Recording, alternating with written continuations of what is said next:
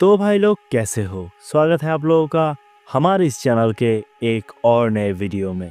इस वीडियो में हम लोग एक्सप्लेन करने वाले हैं guardians of the Galaxy volume 2 movie को। ये मार्वल सिनेमैटिक यूनिवर्स की 15th मूवी है। तो चलिए अब हम लोग चलते हैं सीधा इस मूवी के मेन एक्सप्लेनेशन की तरफ। तो इस मूवी की शुरुआत होती है पास्ट की एक कहानी से, जहाँ पर हम पीटर के माता पिता को देख पाते हैं, जहाँ पर उसका पिता उसके माँ को एक चीज़ दिखा के बोलते हैं कि इसको मैंने बोया है, सोचा था कि ये ग्रो नहीं करेगा, लेकिन ये अब यहाँ पर ग्रो कर रहा है। फिर कहानी शिफ्ट होती है 34 साल बाद, जहाँ पर हम देख पाते हैं कि गार्डियंस अब आए हैं सोवेरियन क्वीन के कहने पे एक दूसरे डायमेंशन में, जहाँ पर वो लोग एक बड़े से मॉन्स्टर को मार के वहाँ से सोवेरियन लोगों के प्लेनेट के कुछ कीमती बैटरी को लेके जाने के लिए, जिसका कीमत अरबों में होती है। और जब वो लोग उस बैटरी को उनके हाथों में दे देते हैं, तब डील के मुताबिक वो गमोरा की बहन यानी नेबुला को छोड़ देती है, जो उन लोगों के कब्ज़े में होती है। और फिर गार्डियंस नेबुला को लेके चले जाते हैं वहाँ से, लेकिन वहाँ पर रॉकेट आते वक्त कुछ बैटरीज अपने पास ही रख लेता है। तो वहाँ पर सोवेरियन क्वीन आयशा के ऑर्डर से वो लोग अपने कुछ स्पेशल ड्रोन्स भेजते हैं गार्डियंस ऑफ द गैलेक्सी को हमला करने के लिए, जहाँ पर वो लोग बहुत कोशिश करते हैं वहाँ से बच के आने के लिए, लेकिन ड्रोन्स की मात्रा इतना ज़्यादा था कि वो लोग वहाँ से कुछ भी नहीं कर सकते थे। लेकिन फिर तभी वो लोग देखते हैं कि एक बंदा वहाँ पर आता है एक स्पेसशिप में, जहाँ पर वो सिर्फ एक ही सेकंड में सब ड्रोन्स को ख़त्म कर देता है। लेकिन जो कि उन लोगों का स्पेसशिप वहाँ पर करीब करीब डिस्ट्रॉय हो गया था हमले के कारण, तो वो वहाँ पर उन लोगों का स्पेसशिप एक प्लेनेट में जाके क्रैश करवाते हैं।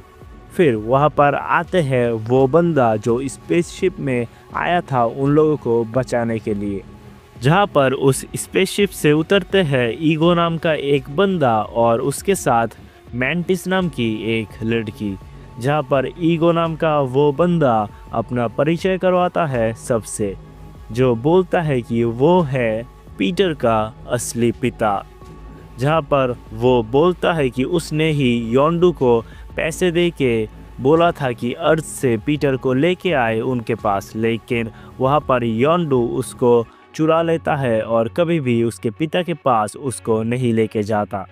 जहाँ पर वो बोलता है कि पीटर जब छोटा था तब वो ऐसी ऐसी जगह में जा सकता था और ऐसी ऐसी जगह में जाके चोरी कर सकता था, जो कि नॉर्मल लोगों के लिए इम्पॉसिबल है। इसके लिए ही उसने पीटर को अपने पास रख लिया था।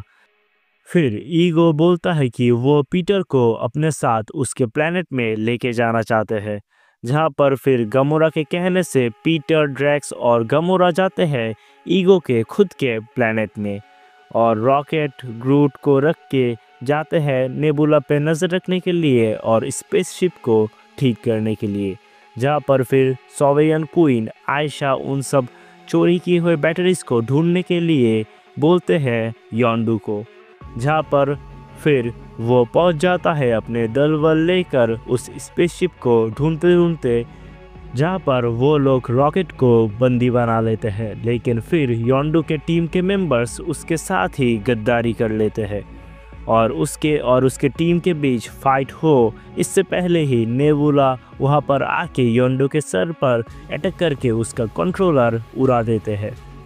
फिर योंडू का एक चमचा जिसका नाम होता है टेजर फेस, वो वहाँ पर आता है और सबको बंदी बना लेता है, और जो लोग योंडू के पक्ष में थे उन सबको वहाँ पर मार डालता है। और नेबुला वहाँ पर से एक स्पेसशिप लेके चले जाते हैं गमोरा को ढूंढने के लिए। फिर हम देख पाते हैं मैंटिस की पावर, जो कि होती है कि वो किसी भी लोगों के शरीर में टच करके उसकी मन की बात जान सकता है और उसको खुश भी कर सकता है और दुखी भी, और वो कुछ पलों में किसी को भी सुला सकती है। फिर हम देख पाते हैं ईगो के प्लेनेट को, जहाँ पर वो बोलता है कि उसके पास सेलेस्टियल्स की पावर है और वो बोलता है कि उसका जन्म कैसे हुआ था वो उसको पता नहीं है अभी। उसको सिर्फ इतना याद है कि वो गैलेक्सी में यहाँ वहाँ भटक रहा था और समय के साथ साथ वो अपने पावर को काबू में कर पाना सीख लेता है और तब से उसका पावर इतना हो जाता है कि वो किसी भी चीज़ को कर सकता है। लेकिन वो सिर्फ अकेला ही था, तो वो अलग अलग रूप लेके चला जाता था गैलेक्सीज में अपने जैसे बींग्स को ढूंढने के लिए। लेकिन वहाँ पर सिर्फ एक पीटर ही है जो उसके जैसा बना है। तो तब पीटर बोलता है कि आप अगर मेरी माँ से प्यार करते थे तो उनको अकेला छोड़ के क्यों आए थे। जहाँ पर ईगो बोलता है कि अगर मैं उसको छोड़ के नहीं आता तो ये प्लेनेट और मेरी सारी शक्तियाँ ख़त्म हो जाती। और फिर पीटर बोलता है कि तो आप लौट के क्यों नहीं आए और खुद न जाके योंडू को क्यों भेजा मुझे लेने के लिए। जहाँ पर वो बोलता है कि मैं तुम्हारे माँ से प्यार करता था और जहाँ पर तुम्हारी माँ ही जिंदा नहीं थी तो उस प्लेनेट में मैं फिर से कैसे जा सकता था। जहाँ पर फिर ईगो पीटर को सेलेस्टियल्स पावर्स यूज़ करना धीरे धीरे सिखाता है। फिर हम देख पाते हैं कि योंडू और रॉकेट अब उस जेल से कैसे बाहर निकलेंगे ये सोचते हैं और तब वो बेबी ग्रूट को कहते हैं कि योंडू का वो कंट्रोलर लेके आए। लेकिन वो बेबी ग्रूट कुछ भी समझ नहीं पाता और हर बार गलत चीज़ लेके आता है। एट लास्ट योंडू का एक वफादार उसका वो कंट्रोलर लेके आता है। फिर हम एक कूल सीन देख पाते हैं, योंडू सबको मार के चले जाते हैं पीटर को ढूंढने के लिए। दूसरी ओर नेबुला चली जाती है ईगो के प्लेनेट में और जाके गमोरा के ऊपर अटैक कर देती है, जहां पर उन दोनों के बीच लड़ाई होती है और एट लास्ट जब एक एयरक्राफ्ट ब्लास्ट होके नेबुला मरने वाली होती है तब वहां पर उसको बचा लेती है गमोरा। लेकिन फिर भी नेबुला के मन में गमोरा के लिए गुस्सा था क्योंकि थैनोस बचपन में इन दो बेटियों को हमेशा लड़वाता रहता था और हर हार के बाद नेबुला के हर बॉडी पार्ट्स को चेंज करवाता था और ये प्रोसेस था बहुत ही दर्दनाक।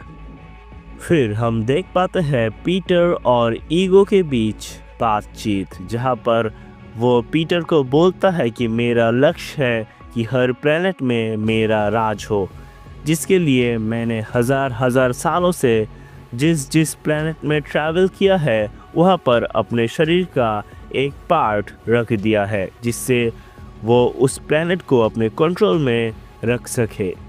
और ऐसा ही एक चीज़ हमने मूवी के स्टार्टिंग में भी देखा है। लेकिन वो बोलता है कि इतना सब कुछ वो अकेला नहीं कर पाता, तो इसके लिए उसको एक उसके ही जैसा और चाहिए था।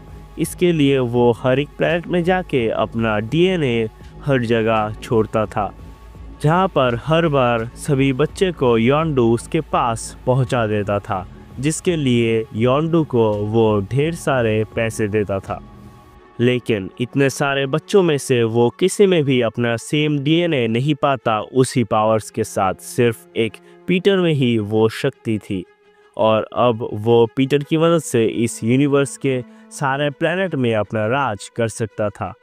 और दूसरी ओर नेबुला और गमोरा उस गुफा में कुछ कंकाल देख पाते हैं, तो वो सीधा जाते हैं मेंटिस के पास और पूछते हैं कि तुम लोग कौन हो और ये सब क्या है। जहाँ पर फिर वो बोलती है कि ये सब कंकाल असल में ईगो के ही बच्चे हैं जो ईगो ने खुद ही मारे थे, क्योंकि उन लोगों में ईगो जैसा पावर्स नहीं था। तो फिर गमोरा और ड्रैक्स जाते हैं पीटर को बचाने के लिए। दूसरी ओर जब पीटर जान पाता है कि उसकी माँ की मृत्यु का असली कारण उसके डैड ही थे, तो वो गुस्से से ईगो के ऊपर ही अटैक कर देते हैं। लेकिन ईगो के ऊपर इसका कोई भी असर नहीं होता। फिर ईगो बोलता है कि तुम्हारे साथ राज करना चाहता था मैं, लेकिन अब मुझे लगता है कि तुम्हें बंदी बना के ही तुम्हारे पावर्स यूज़ करने पड़ेंगे।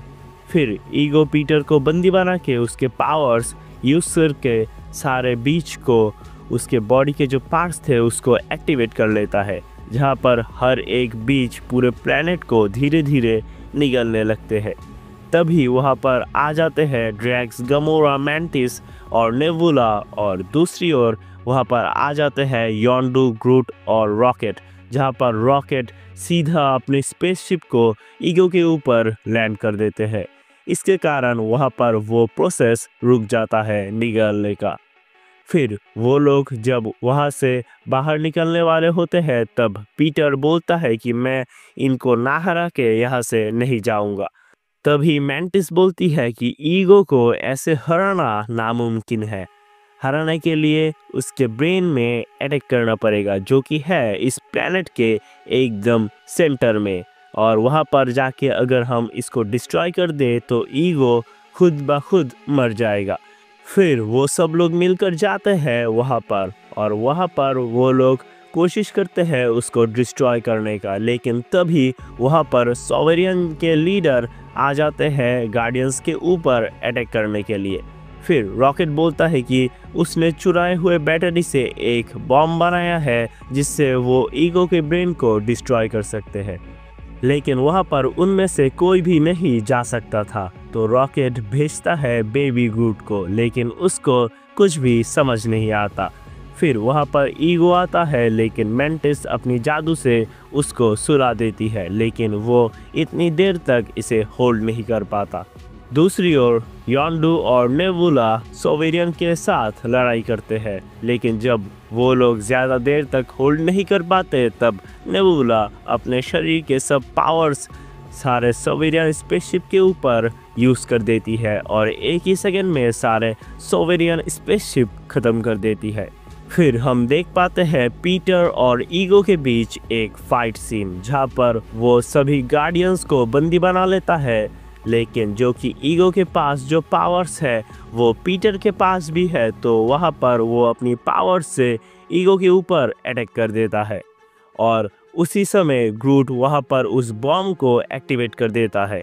फिर सब लोग क्रैगलिन के स्पेसशिप में चले जाते हैं पीटर के ऑर्डर से, सिर्फ योंडू और पीटर को छोड़ के। वो लोग लड़ाई करते हैं ईगो से। फिर जब वो बॉम्ब ब्लास्ट होता है वहाँ पर ईगो और उसका प्लैनेट ख़त्म होने लगता है, लेकिन वहाँ पर योंडू उसको लेके वहाँ से बाहर निकलने लगता है। और जब वो लोग स्पेस में जाते हैं तो योंडू उसका एकमात्र स्पेस सूट पीटर को पहना देता है, खुद को सैक्रिफाइस करके, और वहाँ पर ही वो मर जाता है।